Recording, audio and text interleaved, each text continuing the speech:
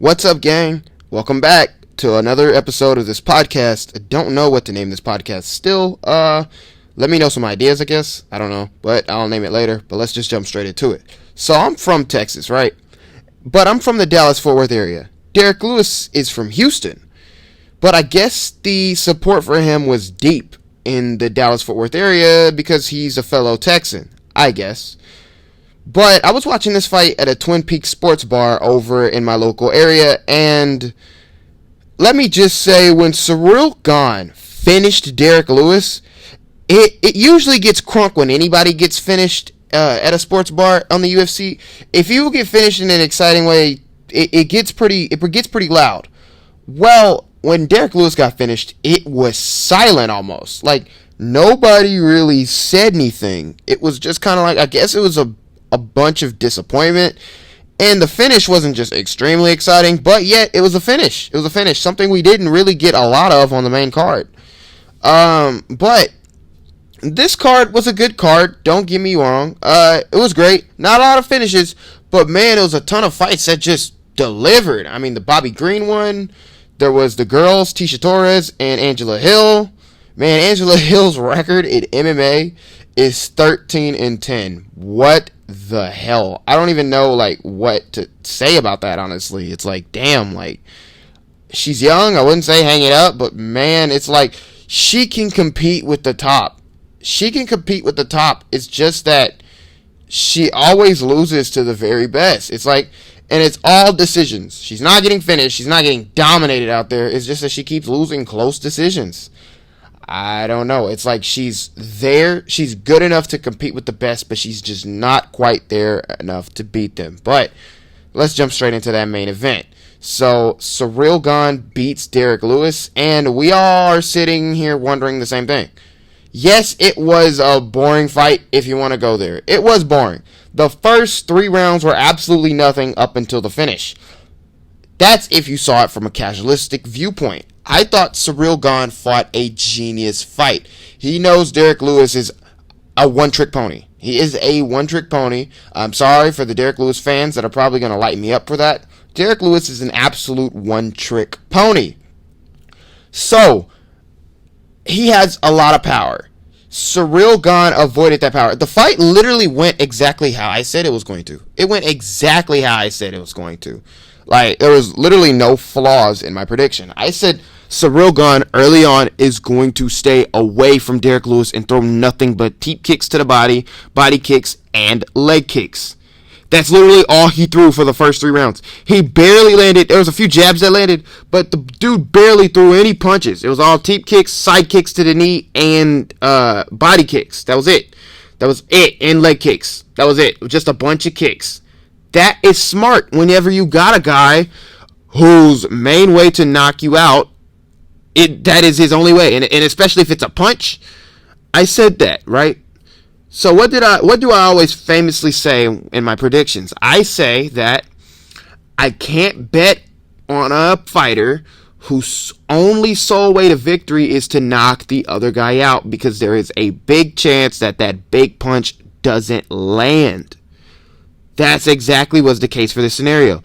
Derek Lewis was putting too much pressure on himself to land a big bomb and get a big knockout for a city that he relied way too much on it, and Cyril Gane already had that number. He already knew, okay, I just need to avoid this dude early because he has a big bomb. All I need to do is just kick that leg and take some of that power away. So that way when I go in there and finish him and we get in those brawling exchanges, he doesn't have much to offer there, right?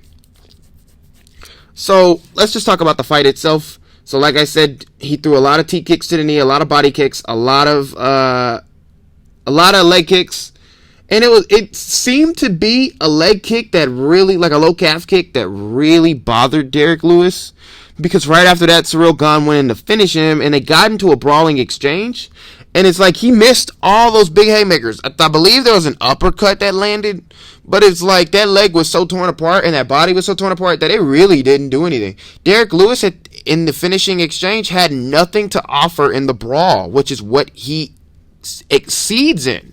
It was like Cyril Gane finished him in a gangster way, but it was like nobody was impressed. I wouldn't say it was impressed. I just feel like everybody was disappointed.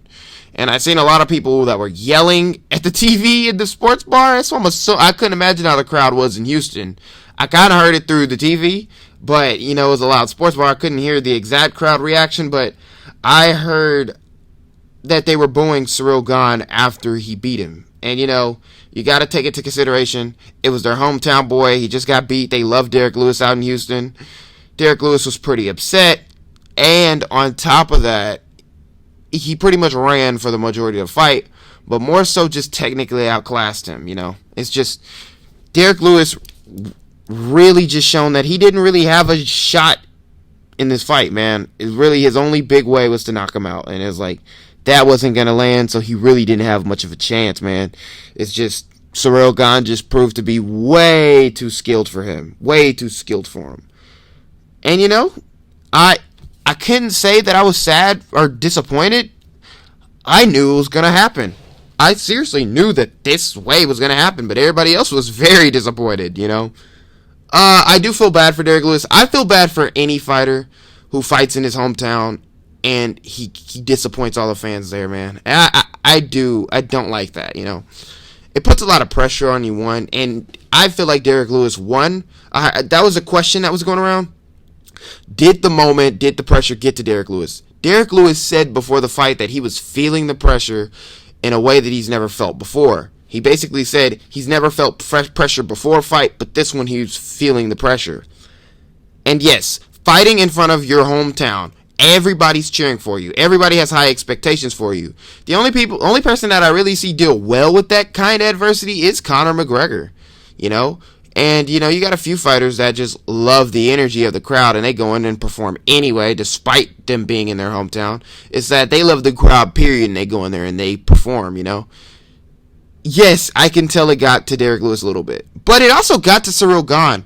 Cyril Gane was looking a bit, anxious whenever he was standing there. He was, looking at his hands and, walking around looking at the ground. It was more like, here's my big chance, more like that. Derrick Lewis was like, I don't want to let my city down. That was his pressure, Winning a championship in your home city, there's no other feeling like that, and Derrick Lewis was definitely feeling that moment. He said he had family at the fight. He said he had a bunch of people coming out to support him. It's tough. It's tough to deal with, man. Whenever he was hunched over and, crying, it seemed like on the side where he got finished, you can just feel the disappointment. You can almost feel the energy he was beaming off right there, But, he just got outclassed by the better man. I think the moment got to him, and I just think that Cyril Gane was just too much for him. There was moments where he was advancing and trying to find that big shot, but Gane was moving too much. He was proving to be too elusive. Anytime Derrick Lewis got close enough to him, it was either a teep kick to the body, teep kick to the knee, or he clinched with him when Derrick Lewis got into punching range. And when all those kicks added up, and they got into that brawl that ultimately finished Derrick Lewis had nothing to offer. That's just simple and plain. Plain Jane. So, how does Cyril Gane fare against Francis Ngannou?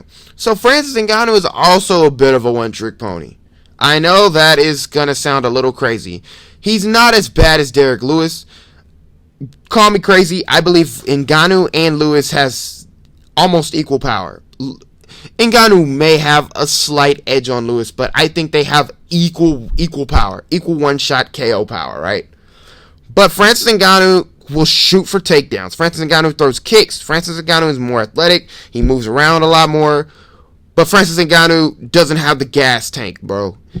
Lewis and Ngannou have similar gas tanks, if you ask me. That's my thing with Ngannou. He does all that stuff early. He moves around way better than Lewis. Throws kicks better than Lewis. Doesn't go to it a lot, but he does throw kicks better than Lewis. Boxing is equal, in my opinion. They both just get into these wild, chaotic brawls. But Francis Ngannou in his last fight seemed to pick his shots more. An impatient Francis. But they're both pretty patient.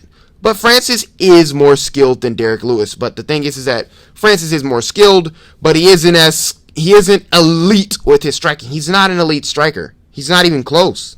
He's pretty wild, if you ask me, with his punches and his shot choices. A lot of times. But in that Stipe fight, he did prove to improve his striking, but I still wouldn't call it elite. you know? So Cyril Gane is going to be facing a much more skilled, much more athletic version of Derek Lewis, pretty much, right? How is he going to fare? I pretty much said in the last video that I made about Cyril Gane, that was solely about Cyril Gane, that Cyril Gane, if he can come in there and evade the strikes of Francis Ngannou, he could absolutely beat Francis. He can outclass Francis for the majority of the fight, make him punch himself out, get him tired, and possibly finish him in a similar fashion that he finished Derek Lewis. So, I'm going to be real here. I don't think he can finish Ngannou. I just don't think that. I think Ngannou is so tough and he can take a big shot. I don't think anything Cyril Gane has to offer will finish Francis Ngannou, right? But I do think that Cyril Gane can land a bunch of kicks, a bunch of jabs, and a bunch of counters that will pretty much shut out Francis Ngannou for the majority of the fight. But power is power, man. And Ngannou is better at landing that big punch than Derek Lewis is. I'll say that. They may have equal power or similar power, but Ngannou has shown... Okay, put it like this. They have equal power, Ngannou and Lewis, but Ngannou is better at landing it, and he can land it with both hands. And Lewis has that big right hand. Francis has power in both of his limbs, right? And Francis is better at picking his shots and landing them. So I would guess I could say Francis Ngannou is a better boxer than Derek Lewis, right? Because he's better at landing it and he's better at picking it. Lewis just kind of waits till you get close enough and then he starts swinging for the bleachers and one of them lands, you know. But how is he going to land on Cyril Gane? To be honest, Cyril isn't going to be worried about takedowns. He isn't going to be worried about the kicks of Ngannou. He's only going to be worried about the hands and how fast Ngannou is going to come for him and try to knock him out. Now, if he can prove to... Oh, and also, I forgot, Ngannou is bigger than Lewis. There's also that. So, pretty much what I'm saying is, landing the big shot is going to be at its highest when Cyril Gane faces Francis Ngannou. I don't know why I keep saying Derek Lewis. He's going to be in complete danger for a majority of the fight. But the thing is that Francis Ngannou doesn't also carry that big power. His power does fade a little bit whenever he can still knock you out, but his power does fade, unlike Derek Lewis, where all he does is set his feet and charges it up when he gets tired. If that lands at any point in the fight, he can knock you out with it. So, Cyril Gane's best way of beating Ngannou is to evade the strikes early, land a bunch of kicks that will decrease some of that power, evade the strikes early, land a bunch of jabs, anytime he gets close, clinch up, and wait until he gets tired, and then try to land some of your punches. That is how he's going to beat Francis Ngannou. Can he do that? It is all dependent on if he can evade those big punches. That is it. That's all that really matters. If he can make Ngannou miss, and for the most of the fight, if he can just prove that Ngannou can't land on him, he's going to beat Francis Ngannou. He's going to shut him out completely the same way he shut out Derek Lewis last night. 100%. 100%. If he can prove to do that, he is going to beat Francis Ngannou. And he's going to be the next champ, man. But it's just that the danger is going to be at an all-time high when he faces him. But Francis Ngannou proves to get tired, and it's proven that he can't land that big punch when the opponent proves to be too much for him. But Stipe Miocic, which is the only guy who really showed us that he can shut out Francis Ngannou, relied heavily on wrestling. Cyril Gane isn't anywhere near the level of wrestling of Stipe Miocic. So it'll be interesting to see how he's going to be able to evade all of Francis's strikes just striking. That'll be interesting. I'm excited for it. Honestly, I'm a little glad that he did beat Derek Lewis because we get to see that fight. We get to see Francis Ngannou challenged in a way that we really haven't seen before. Because, okay, Derek Lewis's big shot to beat Francis Ngannou was to knock him out. What is the chances of that happening? Okay, sure, it's Derek Lewis. It's a high chance, but I feel like that fight would have been over in a round. One clash and one of them were going down. This fight, we get to see Francis Ngannou. He has to technically beat Cyril Gane. He has to bring some type of technicality with his striking to beat Cyril Gane. But I do feel like one clean punch will hurt Cyril Gane, but I feel like Cyril Gane will be able to take it, honestly. I feel like if Francis does land big on him, I feel like, yeah, he'll get rocked. Anybody will get rocked, but I feel like he'll be able to take it, honestly. I feel like he will. But I've talked about this fight for way too long. Let's move on to the next fight. Let's talk about Jose Aldo. Bro, Jose Aldo looked marvelous. He looked fantastic, bro. Honestly, when I watched that fight, the way I saw it, it was like Pedro Munoz was advancing the majority of the time, right? And he landed a lot of leg kicks. That's it. It's like he just couldn't land big on Jose Aldo, but Jose Aldo was just simply out. That was just a simple outclassing and outstriking for Jose Aldo. So, the crazy part about that fight was the speed of Aldo. The speed and the body shots and the leg kicks. And, man, Pedro Munoz is a tough son of a gun, man. He is tough. He ate those body shots, and he ate everything Aldo had to offer. But the thing is that the man turned into a punching bag at one point.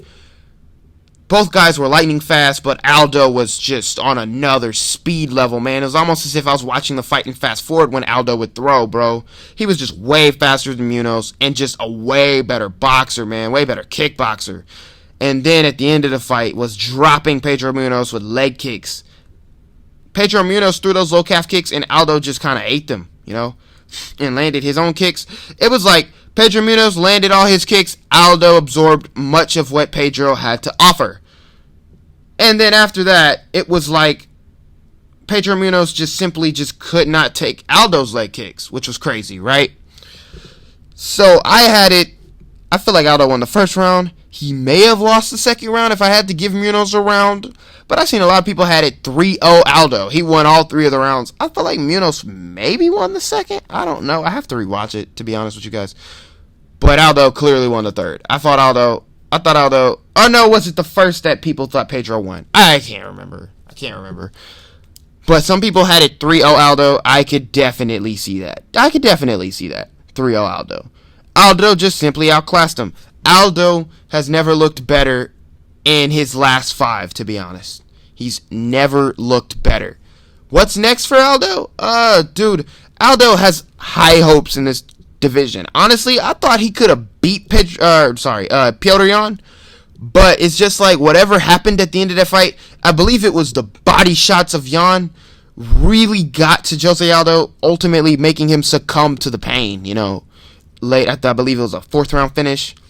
But, man, I believe he competes with everybody in this division, which is crazy to say. Jose Aldo is defying Father Time, man. And, what is next for him? I would like to see him fight Dominick Cruz. I feel like that will be a big fight for Jose Aldo. That's a big fight. I would love to see him fight Dominick Cruz just for nostalgic reasons. I feel like the ego of Dominick Cruz, he will definitely accept that fight, but man, I feel like Cruz has nothing for Aldo. Make him miss, but you're going to let Aldo walk you down?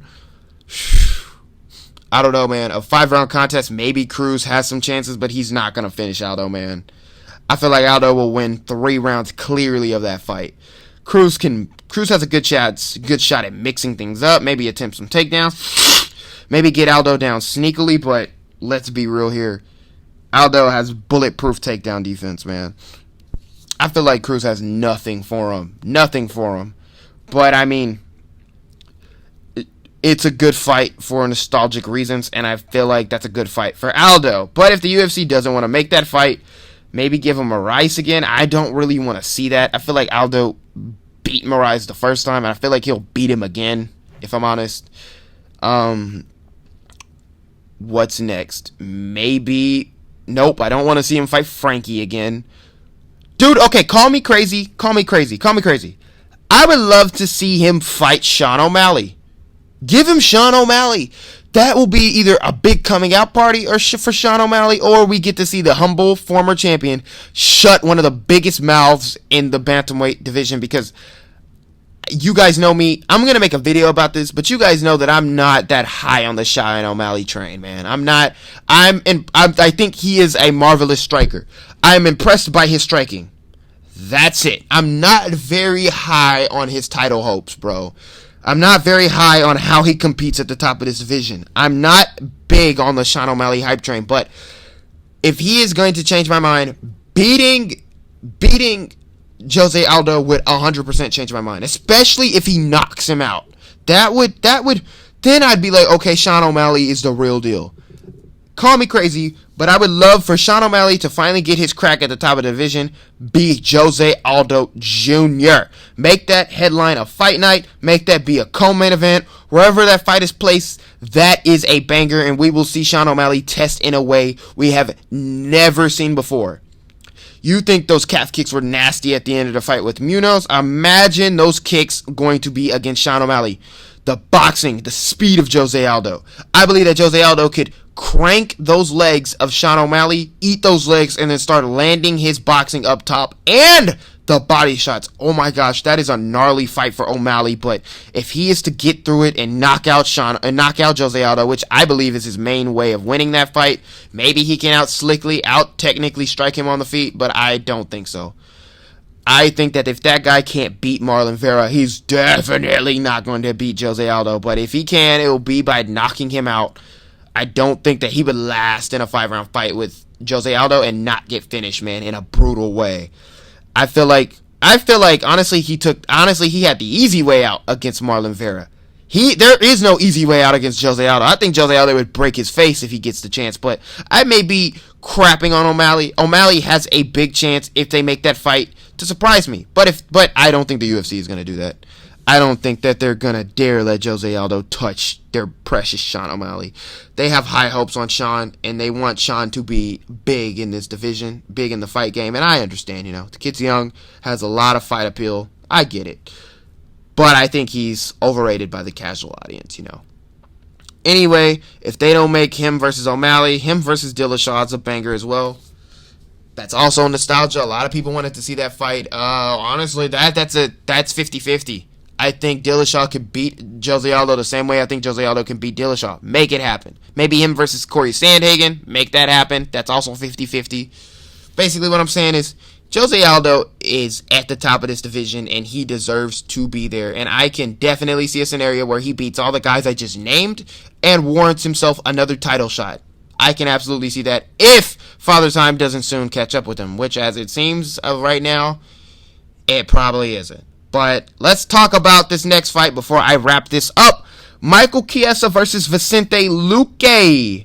So everybody did not think that Vicente Luque could beat Michael Chiesa, or submit Michael Chiesa, rather. I don't see what was so crazy about that. Michael Chiesa has been submitted before by Jorge Masvidal, of all people. I just don't see how people were so shocked about that. I feel like Vicente Luque's BJJ is a little underrated, I wasn't surprised that he submitted Michael Chiesa, but I did think if he was going to beat Michael Chiesa, I honestly think he was going to finish him via strikes on the feet. Dude, so Michael Chiesa started that fight off good. Dude, he was so pumped up when he walked out. Anybody seen how he was so pumped up? He was, and that wasn't, a lot of people was like, oh, he's pumped up because he's nervous. No, he was ready. He was just pumped. He looked like he felt good. He came out there and laid a goose egg, if I'm honest, because he went around and the movement was great. The movement was amazing, and it proved to be good because he caught Chiesa caught Vicente Luque with a 1-2 that really caught Luque off guard, right? And then after that, the movement, it's like Vicente Luque just could not find it. He couldn't find the timing to land a big shot. He just could not get his game plan going because Chiesa was moving so much. And then when he finally did crack him, it got a big reaction out of Chiesa, didn't it? When he finally cracked him, which I thought was going to happen, he finally cracked. I didn't think Chiesa was going to come in moving like that, but I did think that Chiesa at a point was going to be either stationary or get a takedown defended and open himself up for a big shot of Luque and was going to put him down. I thought the fight was going to end that way, maybe a second round TKO. But Luque caught him early. I believe Chiesa got against the cage and he got a little still for a second and Luque cracked him and dropped him. Then Michael Chiesa landed a big takedown based off that movement, and that was impressive. Michael Chiesa is big for the division. That movement, mixing up with his wrestling, was going to be a big problem for Luque if he was going to beat Luque. I didn't think he was going to, but I said if there was a way he was going to win, it was going to be via submission or via him mixing up the wrestling and controlling Luque for majority of the fight. But Luque submitted Michael Chiesa after an ill-advised takedown, and he reversed position on the ground and ended up catching him in that Darce choke. Impressive, man. Impressive. Look, Vicente Luque is a big problem for Kamaru Usman. Big problem. Good power on the feet. Is a better striker than Usman and proves he will walk Usman down and try to land his punches, which a lot of guys who fight Usman who are scared of the takedown get a little hesitant on the feet, which is very frustrating to watch. Luque won't be hesitant on the feet. He won't. He will come for Kamaru Usman, and he just showed like, hey bro, if you take an ill-advised takedown, that neck will get snatched. You better be careful when fighting me. Luque poses big problems for Kamaru Usman. Do I think he gets that shot next? Honestly, no. Honestly, I don't think that he will fight Usman next. I do think after Usman surpasses Covington, beats Covington again, if he can, I do think that they are going to go with Leon Edwards. I do think that they'll finally give Leon Edwards his next shot. I know that sounds crazy to say, considering that they keep passing this guy up. I believe if Edwards does take a fight in the meantime, maybe he fights Jorge Masvidal, which after watching an ADS fight, that's a dangerous fight for him. He can lose that fight to Jorge. If he does go that route and he does get the shot against Usman, or maybe he beats Masvidal, and I think if he does beat Masvidal, if he does take the Jorge Masvidal fight and beats Masvidal, I do think that he will get blessed with the shot against Usman next. He absolutely deserves it. But as you know, Leon Edwards, like I said, is all very underrated, and a lot of people don't respect his title chances against Usman. That's why they won't make it. And his style is very boring. That's also why they won't make it. So they think that it will just be a boring fight, and it'll be hard to sell that fight. I get it. But I do think that they will go for it afterwards, after Covington. Look, if Usman still wants to fight past that, yeah, Vicente Luque will be next after that, considering if he doesn't take a fight in the meantime, and he doesn't lose. Who should he fight in the meantime if he doesn't get it? Maybe, honestly, if Edwards doesn't get the title shot, or if he doesn't get the Masvidal fight, rather, I do think that he could get the Luque rematch. Does Luque win that rematch? I don't know. I would lean more Edwards would technically just outbeat him again, but you never know. But that will be a banger. Or he could fight Gilbert Burns. I don't think that they would make that fight because they're teammates. But, that'll be interesting. That'll be very interesting. But I do think that Luque has a big shot because I think that he could crack Gilbert Burns. Gilbert Burns is very chinny. I do think that he could crack Gilbert Burns and put him out. But, a lot of exciting things to happen at welterweight. The division is a mess once again. But if you guys enjoyed this podcast, let me know. Leave me some likes on, leave me a like, leave me some comments, and subscribe, please, if you are new to the channel. It's been your boy Trippy, and I'm out, man.